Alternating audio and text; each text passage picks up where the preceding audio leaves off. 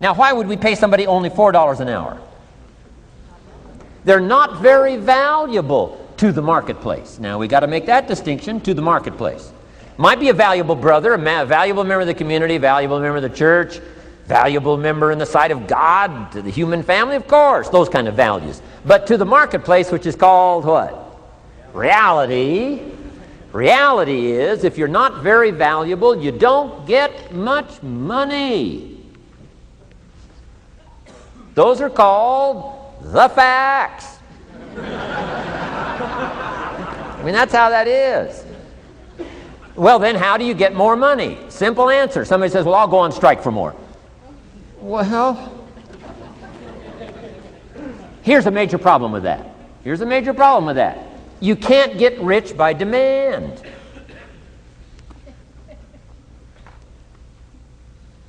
Somebody says, well, I'm waiting for a raise. I'm telling you, it's easier to climb than to wait for a raise. Why not just become more valuable rather than wait? I'm telling you, that's the key to all good things. Becoming more valuable. Why would we pay somebody $400 an hour? They've become more valuable to the marketplace. See how this works? I'm telling you, this stuff is so easy. This is America. This is a ladder. How far is it from 4 to 5? I'm telling you, it's not far. $4 to $5 an hour?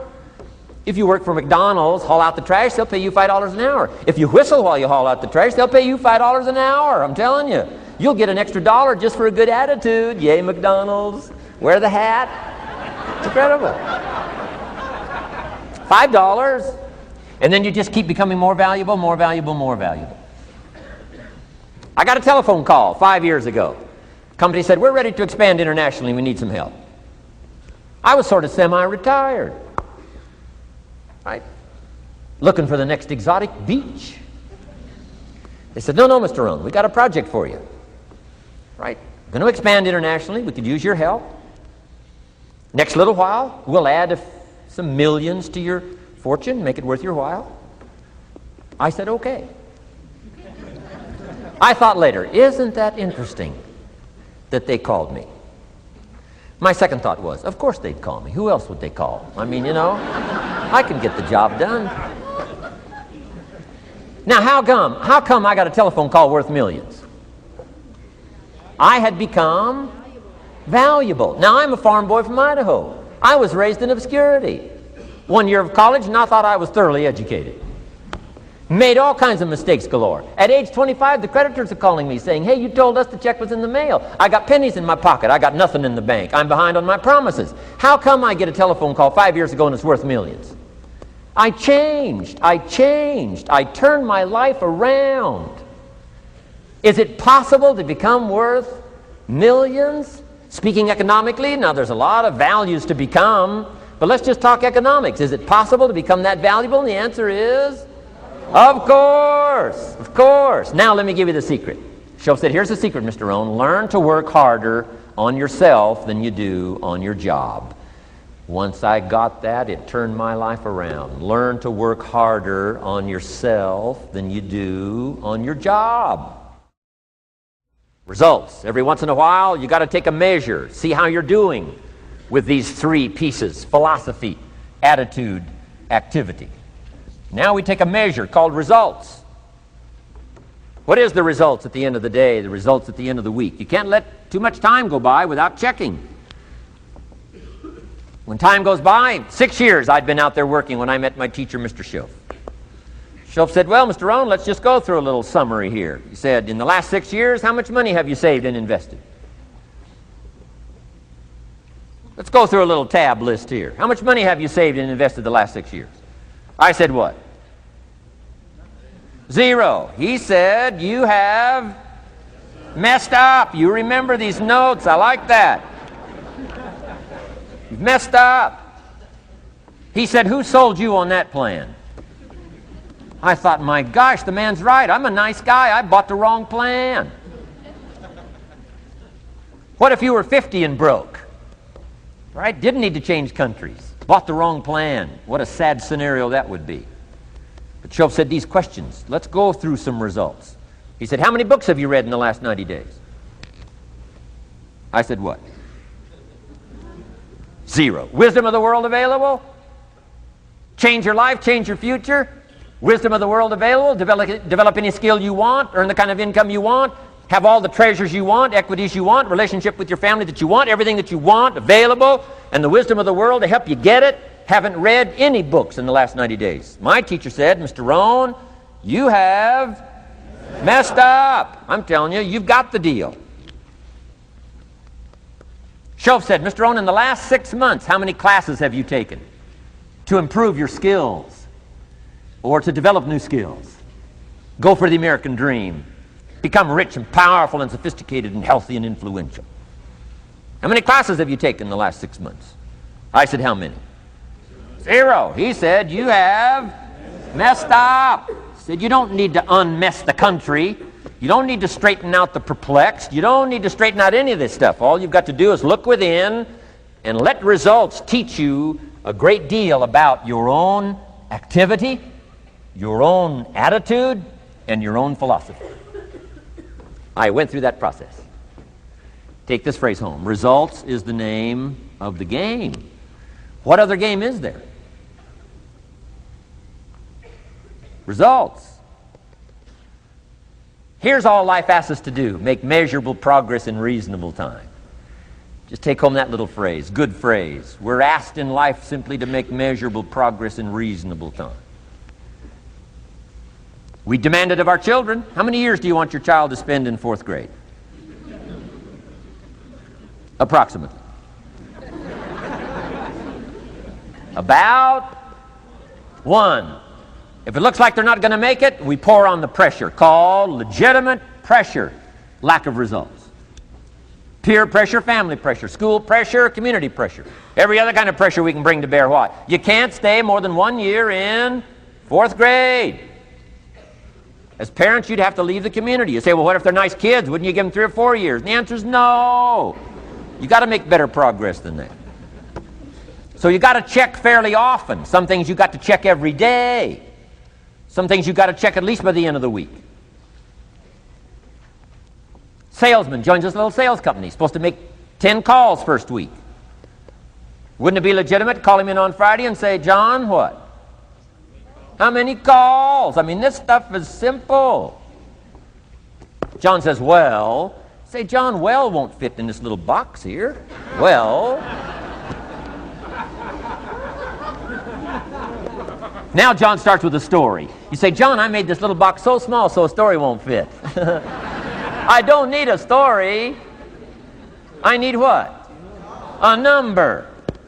A number. What will a number tell me? Everything. John's supposed to make 10 calls. What if he made 20? You say, wow. Wow. We got somebody. What if he only made 1 call? Whoa.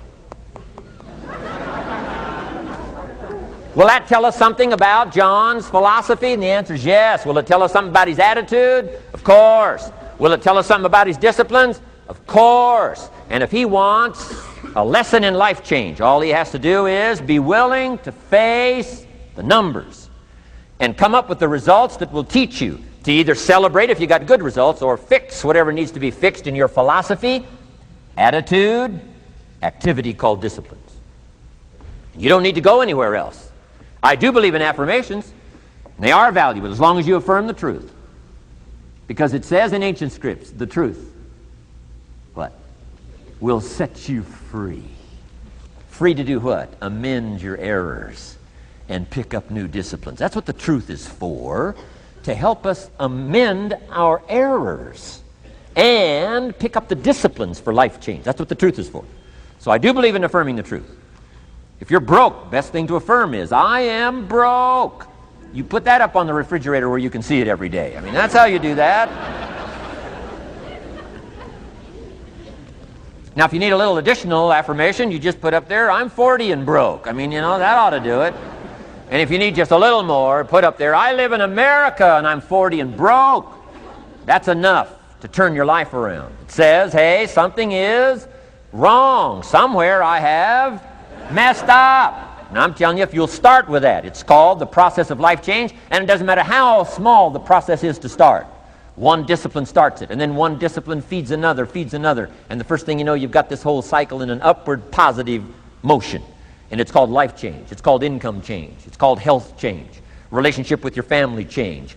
Equities unprecedented that you can have in numbers that will stagger the imagination if you do not curse what's available and start amending what's possible to get the results that you want. I don't think I can put it in any better language. Let me give you the day that turns your life around as quickly as I can. I got 4 parts to the day that turns your life around, and then we're finished for the day. Number 1, disgust. Disgust.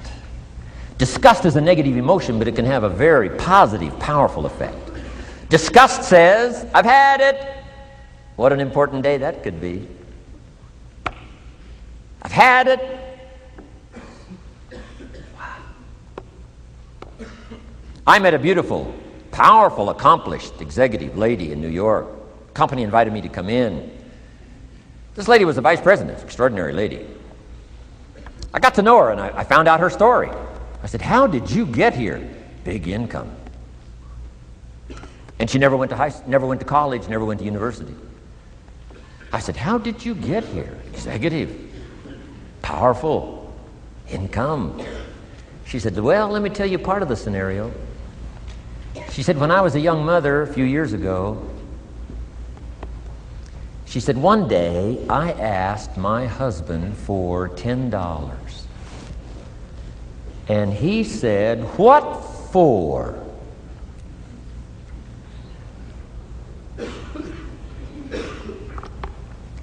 She said, before that day was over, I decided I would never, ever ask again. She said, I started studying opportunity, found it, took the classes, put myself through the schools, did the scenario. Now I'm vice president. I make a lot of money. And she said, I kept my promise. I've never, ever had to ask again. It's called a life-changing day. The day you say, enough is enough. Now, if you can add an act to your disgust, it helps. A man takes a shotgun to his car, blows out every window, destroys every tire, puts 100 rounds in it, and says, I've driven this embarrassing thing for the last time. And then he saves it. He saves it. And later when somebody says, how did you become rich and powerful? He says, let me show you this car. One day I'd had it up to here, I blew it to smithereens. Enough is enough. Powerful. Here's the last 3. Next is decision. Decision making is a life-changing day. If you went home today and in the next few days cleaned up a list of decisions, it could furnish enough inspiration for the next 5 years, 10 years. What an inspiring day, the day you can bring yourself to decide. And here's the 3rd one, desire, wanting too bad enough. Who knows the mystery of that? We don't know. But here's something I do know. Sometimes desire waits for a trigger, waits for something to happen. Who knows what the happening may be? A song, the lyrics, a movie, the dialogue, a seminar, a sermon, a book, an experience, confrontation with an enemy, a conversation with a friend who finally levels with you. Whatever the experience it is, it's so valuable. And here's my best advice. Welcome all experiences. You never know which one is going to turn everything on. Don't put up the walls.